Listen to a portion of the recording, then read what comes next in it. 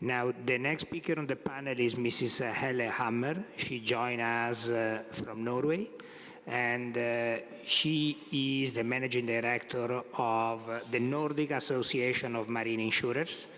For those who are not, heavily involved in insurance, I want to say that the Nordic market is the second largest in the world for shipping and energy, after, Lloyd's. So say that Lloyd's and the non-Lloyd's company represent about 20%, and the Nordic market equally to China and Japan, they represent about 10% each. But if we consider that China and Japan is mainly domestic, I would say that the Nordic market is really the second largest international market for shipping and energy. Helle is having a speech on, the Nordic plan, mainly related to offshore today rather than shipping like other time. I leave the floor to Helle. Thank you very much. Good evening, everyone, and thank you for inviting me to come here. I think what I'll follow up now is talk about offshore or mobile offshore units, not the liability, but the other part, the assets themselves and the insurance there, and starting with the Nordic plan. Just very quickly to explain who we are. This is a trade association for the Nordic marine insurance companies, including the Norwegian Hull Club and School, who are represented here today. And Guard was mentioned as well among those we have. And the main focus areas are on statistics, unfortunately not specifically on offshore. We have it on ocean hull.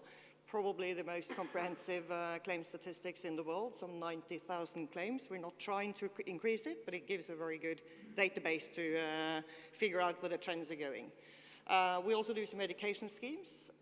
We are sort of the spokesperson on behalf of the industry and lobby issues. And then we are the copyright holder of the Nordic Marine Insurance Plan, which will be then the focus for this very brief speech. Now, the plan is a very comprehensive and coordinated solution. And as I said, it doesn't deal with liabilities, but it deals with everything else concerning shipping and offshore mobile units, not energy and the platforms themselves, but these are the floating units included here. And the purpose is not to sort of end up with a cover like that. We don't want a double cover, and we don't want any gaps in cover. So it's back-to-back cover, so it gives you some certainty. It's based on all risks principle, which means that everything's covered unless it's explicitly excluded, as opposed to named peril of risks. It's also an agreed document, which means that we sit together with the 4 Nordic ship owners associations, that's Norway, Sweden, Denmark, and Finland, and negotiate and agree on the wordings. Every 3 years we do this. It gives a very balanced perspective. It gives, it's more for communication than disputes in the end, and we have very, very few disputes on the new Nordic plan from 2013. And 2016 is the latest version of that. It's not really from 2013, it's from 1996, because it's based on the Norwegian plan, which means that it's been tried and tested for quite a few years, and people claim that we're looking for problems now. That never will happen, but at least we're trying our best to protect the owners in this one. It's also a very comprehensive commentary linked to it. It's available online, so you could just click on everything, and then you have all the background law you really need. And we become very modern, so we also have it as an app, which I think is the first in the world for marine insurance conditions. And then, of course, it offers a framework for a very active claims handling. In the Nordic countries, and for a claims leader there, they have their own claims in service departments and will be able to help and assist, and I'm sure Smith has experienced that as well during a salvage situation.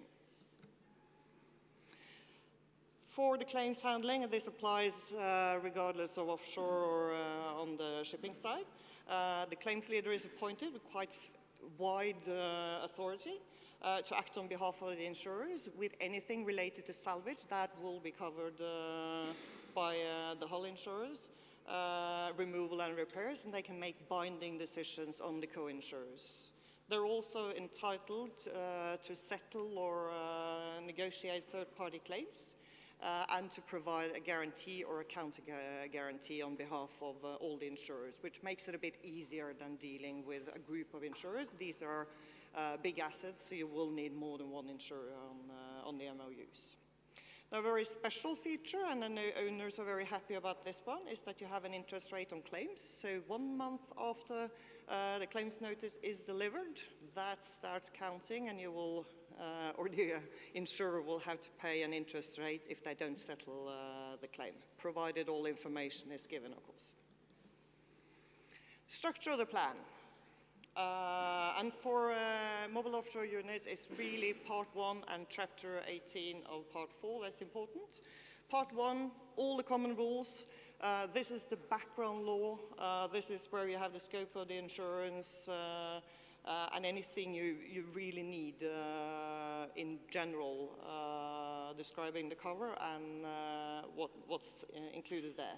Then if you go into chapter 18, you will find some exemptions, and that's where you try to do the special provisions for that category. So you don't really need to bother with the other parts of the plan anymore.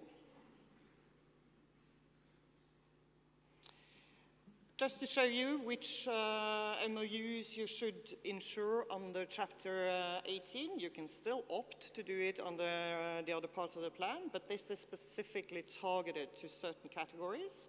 The drilling units, accommodation, storage, production, all of those floating. There are also some specialized vessels, whether they are cable laying. They can also be for the windmill industry, which is a growing one. And we would recommend offshore well intervention vessels to be under this one as well, but it's always a preference, and of course the privilege of the owner, what I prefer. There are 6 sections in chapter 18. Most important perhaps is to know that section 1 is where you have the exemption and the adaptations from part 1. So if anything changes from part 1 of the plan, this is where you want to have a look at it. In chapter 6, section 6, and this one is new this year, it was an answer to something the owners came to us and asked about because they couldn't find anything properly covering them during construction and major conversions. These days, I'm not sure if this is the most relevant. I should perhaps talk about layups these days, but we'll leave that aside. The purpose is to have a cradle-to-grave perspective for them from they start building a unit until they go into the production operation phase. And that's what we did and were able to present. This is the BV Catcher and a picture of where they had all the yards and vendors and suppliers all over the world. So the cover is available really globally. It doesn't really matter where you have your production site, your yard site, or where you do sort of the upgrades or parts of it. You can also buy in additional covers because an owner of an MOU will often be responsible also for the offshore installation, hookup, and the commissioning works. So that's an option to build in. There are also supplementary covers available for sea trials and even for unnecessary launching if there is a delay in delivery for the loss of hire part of it. The insured value works because this unit will grow in value as parts gets delivered. So basically you take the insured value towards the end and then you deduct whatever is not being produced to begin with. So you don't have to pay for the entire value to start with and you have a proper cover all along. So you just add it as you sort of take over ownership of a certain part.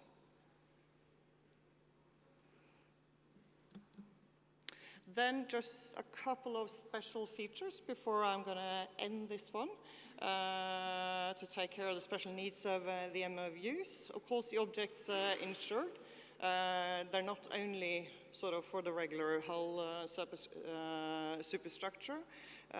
Whatever belongs to the assured, whether it's on board, above the water, subsea, or also in the well, is covered on these clauses. Objects temporarily removed would also be covered, or in storage, or on its way to and from storage. There is also an option to have two separate sums insured if you disconnect the MOU and move the MOU out of the field. Then you can have one for the equipment left in the world and at the field, and then one insured value for the MOU. And when the MOU is back in the field, they're one value again. So this is a very special provision of the plan. Loss of main class. As for a regular shipping contract, then you will lose your insurance cover as well. But it's not that easy to go from one day to the other when you're out in an offshore field. So it does say that if you're engaged in normal operations, you will maintain cover until you're able to terminate the operation according to the rules and regulations applying, and until you reach the nearest port. So you're not sort of all of a sudden left without cover out there. And these are big and very expensive assets. We also have some safety regulations. There is a requirement to have a well pressure control equipment for the vessel. And if you are planning on moving the vessel and it's not moving by itself, you will have to come up with a move plan that shall be approved by the insurer. That also applies if you move it with the riser and BOP suspended. I could have added also the same for a layup plan, actually. If you plan to take the MOU into layup, you are required to present a layup plan to your insurer. Measures to avert blowout. There is no liability for a loss caused by measures to avert or minimize a blowout. That means costs of well control measures. But if those lead to a loss or damage to the insured MOU, then that will be covered under these clauses. There is also, and that's the only time I'll go into the liability side, because collision liability is included to some extent under the hull and machinery policy. Because these units are very, very expensive, they're capped, so you cannot exceed either $500 million or 50% of the sum insured. If the sum insured is under 500 million, it is of course fully covered.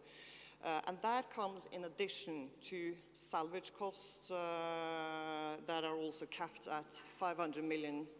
So if the unit is worth 500 million, you will actually have triple the value covered under the plan. And that's all I'm actually going to say about this. Like I said, you can download the app if you're interested or have a closer look at it. I just want to say, it's strange, whenever I come to Naples, I end up in a monastery. I have no idea why, but I did it the last time I was here as well. This is the Santa Chiara, I think it is, and I'm here again. But then when you are with distinguished audience and in such beautiful surroundings, I am quite happy with that. So thank you for inviting me, and thank you.